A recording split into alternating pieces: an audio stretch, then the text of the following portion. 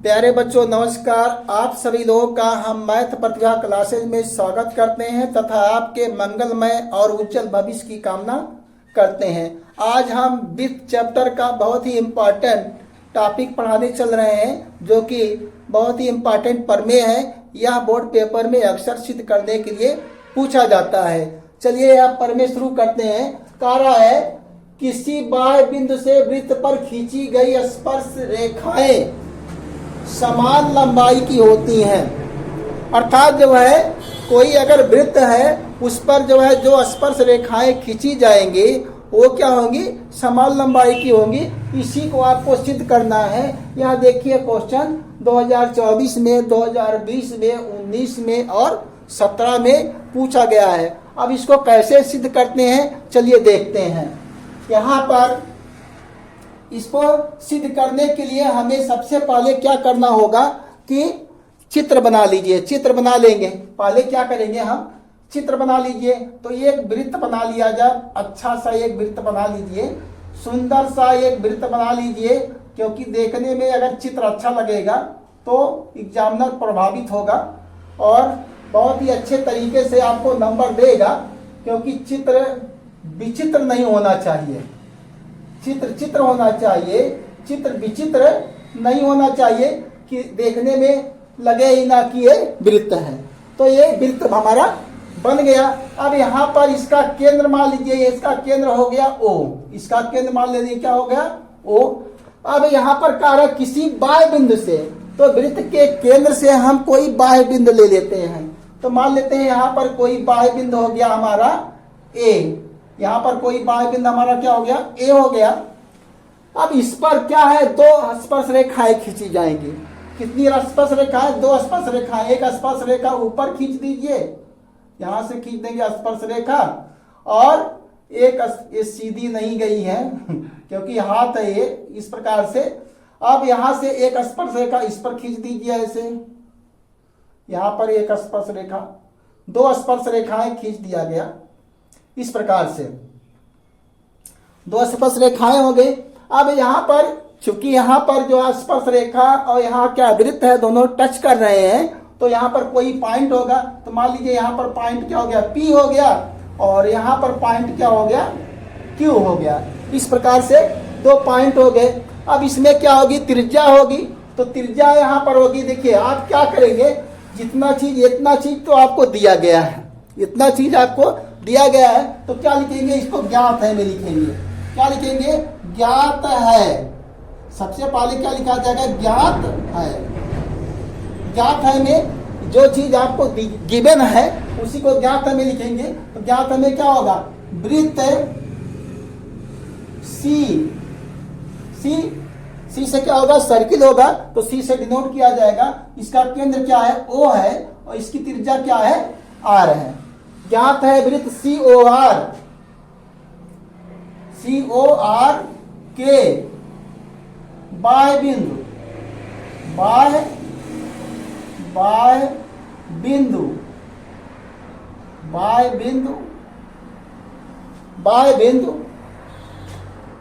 बाह्य बिंदु बाह्य बिंदु बाह्य बिंदु A से वृत्त क्या लिखा है, वृत्त COR के बाह्य बिंदु A से वृत्त पर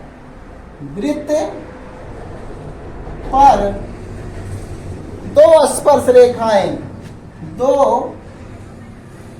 स्पर्श रेखाएं, स्पर्श रेखाएं, स्पर्श रेखाएं। देखिए अगर सही ढंग से लिखेंगे, सारी हेडिंग लिखेंगे, तब एग्जामिनर आपको पूरा नंबर देगा, नहीं काट भी सकता है। लेकिन वैसे मैथ में काटा नहीं जाता है, लेकिन आप पूरा लिखेंगे, पूरा लिखेंगे जो है, ठीक। तो यहाँ पर क्या होगा, वृत्त COR के बाह्य बिंदु A से वृत्त पर दो स्पर्श रेखाएं कौन कौन सी हैं, एक स्पर्श रेखा AP है और यहाँ पर AQ है। क्या लिखेंगे, AP तथा AQ खींचे हैं तो लिख देंगे खींचा। इस प्रकार से हमने जो किया है उसको लिख दिया, ये आपको दिया गया है। अब यहाँ पर रचना लिखेंगे, नहीं पहले लिखेंगे सिद्ध करना है। क्या लिखेंगे? सिद्ध करना है। सिद्ध दूसरी हेडिंग यही होती है, सिद्ध करना है। सिद्ध करना है, क्या सिद्ध करना है उसको लिख दीजिए। सिद्ध करने के लिए क्या कह रहा है कि स्पर्श रेखाएं समान लंबाई की होती हैं, तो अर्थात एपी और AQ क्या होंगी? बराबर होंगी। अर्थात AP बराबर क्या हो जाएगा? AQ। AP और AQ क्या है? बराबर लंबाई की है, तो इसको लिख देंगे बराबर है। अब आपको रचना करना पड़ेगा, इतने से काम नहीं चलेगा, आप इतने से सिद्ध नहीं कर पाएंगे। क्या करेंगे? रचना भी करना पड़ेगा। रचना क्या करेंगे? यहाँ पर पहले तो आप क्या करेंगे, इसको त्रिज्या यहाँ पर इसको मिला दीजिए, त्रिज्या बना दीजिए। ये त्रिज्या खींच लेंगे, ये त्रिज्या हो गई, और यहाँ से भी आपको त्रिज्या को मिलाना पड़ेगा। तो इस त्रिज्या को क्या करेंगे? मिला देंगे। इस प्रकार से त्रिज्या मिल जाएगी, और यहाँ से OA को मिला दिया जाएगा। OA को भी क्या करेंगे? मिला दिया जाएगा। OA को मिला दीजिए। इस प्रकार से इन तीनों रेखाओं को मिला देंगे, और इसको क्या करेंगे? चूंकि यहाँ हम रचना की है तो लिख देंगे, रचना में क्या लिखेंगे? OP कामा OQ तथा OA को मिलाया। OA को मिलाया, मिलाए हैं तो लिख देंगे मिलाया। इस प्रकार से हमने क्या किया? मिला दिया है। अब इसके बाद क्या करना हमको? उपपत्ति के पोर्शन में जिसमें सिद्ध किया जाएगा उस हेडिंग को उपपत्ति कहते हैं, उपपत्ति लिख दिया जाएगा। क्या लिखेंगे? उपपत्ति। उपपत्ति में क्या लिखेंगे हम?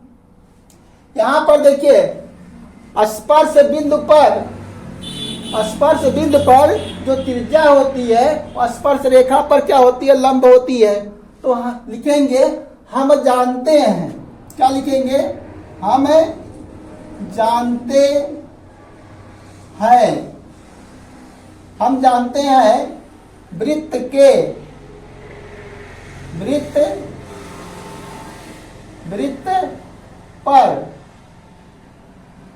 पर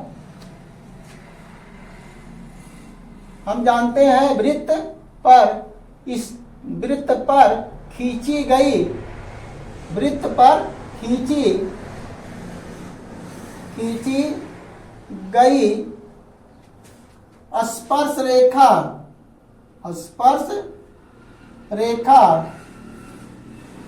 वृत्त पर खींची गई स्पर्श रेखा स्पर्श बिंदु से होकर जाने वाली त्रिज्या, होकर जाने वाली त्रिज्या पर लंब होती है। त्रिज्या पर लंब होती है। लंब क्या लिखेंगे? लंब होती है। ये सारी चीजें आपको याद रखना रहेगा। अर्थात यहां पर क्या लिखेंगे? अर्थात में क्या हो जाएगा? यहां पर OP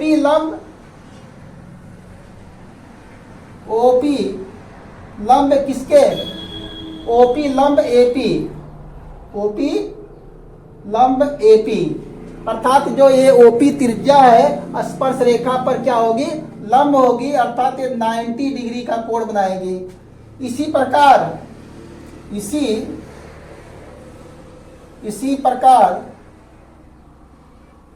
प्रकार ये भी क्या हो जाएगी? यहां पर OQ लंब क्या हो जाएगा? AQ।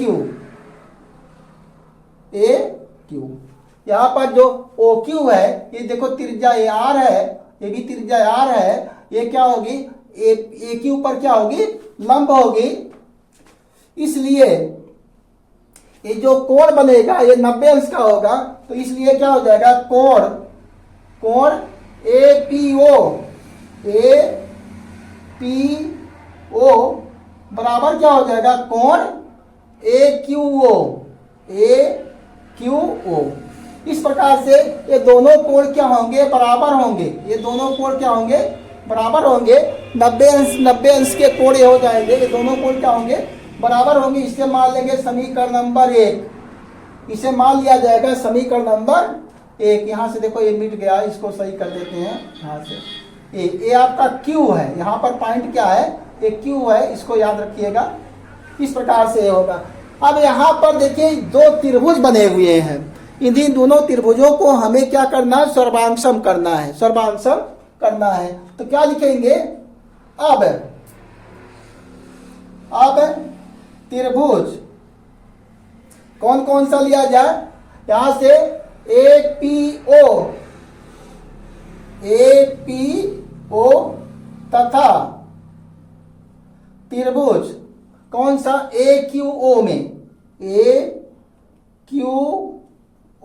में। इन दोनों त्रिभुजों में देखिए क्या होता है। सबसे पहले तो आप तो यही लिख लीजिए, आपको 3 चीजें बराबर दिखानी है। तो यहां पर देखिए क्या लिखेंगे आप, सबसे पहले तो यही लिख दीजिए। यहां पर देखिए ये वृत्त की त्रिज्याएं हैं। पहले देखिए ये क्या है, वृत्त की त्रिज्याएं हैं। तो एक ही वृत्त की त्रिज्याएं क्या होती हैं, बराबर होती हैं। तो यहां पर क्या लिख दिया जाएगा,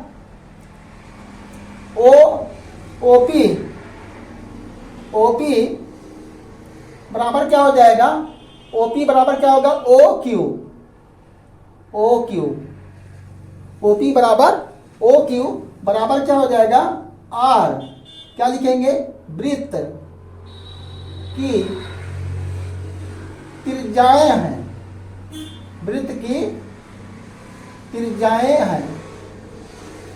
इस प्रकार से लिख देंगे, वृत्त की त्रिज्याएं हैं। अब इसमें यहां पर देखिए, यहां पर एक भुजा क्या है, OA भुजा इस त्रिभुज में भी आ रही है और इस त्रिभुज में भी आ रही है।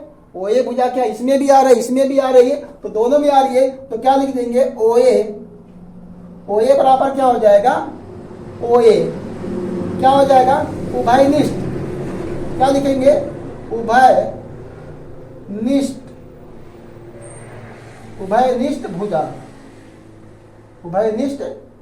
भुजा लिख दिया जाएगा। यहाँ पर उभयनिष्ठ भुजा लिख दीजिए, उभयनिष्ठ भुजा। और यहाँ पर देखिए कोण, देखो एक कोण, यहाँ पर कोण APO, यहाँ पर ये दोनों कोण क्या होंगे, 90 अंश के होंगे। ये बराबर क्या होगा, ये 90 अंश का होगा। ये यहाँ 90 अंश कर दीजिए, समीकरण नंबर 1। यहाँ पर APO बराबर क्या होगा, कोण APO बराबर कोण होगा AQO बराबर क्या हो जाएगा, 90 अंश। क्या लिखेंगे, समीकरण 1 से, समीकरण 1 से। अब देखिए दिखाई दे रहा है कि नहीं। अब यहाँ पर इसके बाद नहीं दिखाई दे रहा है तो एक लाइन तो लिखा जा सकता है, यहां लिख देंगे। इसलिए त्रिभुज APO सर्वांशम हो जाएंगे त्रिभुज AQO। ये दोनों त्रिभुज क्या होंगे, सर्वांशम हो जाएंगे। APO और AQO दोनों त्रिभुज क्या होंगे, सर्वांशम होंगे। किस नियम से हुए हैं इसको लिख दीजिए, क्योंकि यह 90 वाला है। तो यहां पर क्या लिखेंगे, RHS सर्वांग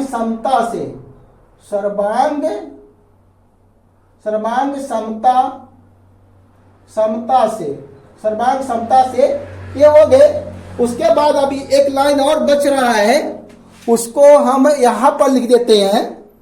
यहां लिख दिया जाए, यहां पर लिखेंगे, एक लाइन बच रहा है, इसके नीचे आएगा नहीं, तो यहां पर हम लिख देते हैं। यहां पर एक ही लाइन बची है, यहां लिख देंगे। इसलिए जब ये दोनों त्रिभुज क्या हो गए, सर्वांशम हो गए, तो इनके संगत भाग क्या होते हैं, बराबर होते हैं। दो सर्वांगसम त्रिभुजों के संगत भाग बराबर होते हैं, अर्थात AP बराबर AQ आ जाएगा। तो क्या लिख देंगे, इसलिए यहां पर लिख देंगे, इसलिए AQ क्या लिखेंगे, AP बराबर AQ, AP बराबर क्या हो जाएगा, AQ। यहां पर क्या लिखेंगे, CPCT से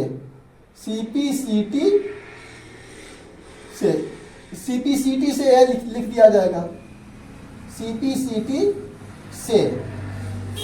इस प्रकार से यह CPCT से सिद्ध हो जाएगा कि सर्वांगसम त्रिभुजों के संगत भाग क्या होते हैं, बराबर होते हैं। तो अर्थात यह भुजा इस भुजा के बराबर हो जाएगी, और यही आपको प्रूव करना था, यही आपको लाना था, यही प्रूफ हो जाएगा। तो यहाँ लिख देंगे प्रूव, यहाँ पर क्या हो जाएगा, ये प्रूफ। इस प्रकार से आप इसे अच्छे तरीके से लिखेंगे तो कोई दिक्कत नहीं आने वाली है। इस प्रकार से आज हमने आपको प्रमेय नंबर 1 प्रमेय आपको ये सिद्ध कराया। हम आशा करते हैं यह बहुत ही अच्छे तरीके से समझ में आया होगा, और आप परीक्षा की तैयारी बहुत ही जोर ढंग से करते रहिए और मेहनत कीजिए, ताकि मैथ में और अच्छा नंबर पाएं। अब मिलते हैं अगले वीडियो, नेक्स्ट वीडियो में। तब तक के लिए नमस्कार, जय हिंद, जय भारत।